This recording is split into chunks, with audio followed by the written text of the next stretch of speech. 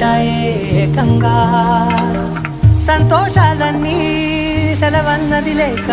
మనతోనే కొలువయ్యే మొత్తంగా స్వాగతాలు లేని ఒంట్లో ఉండలేక విరహం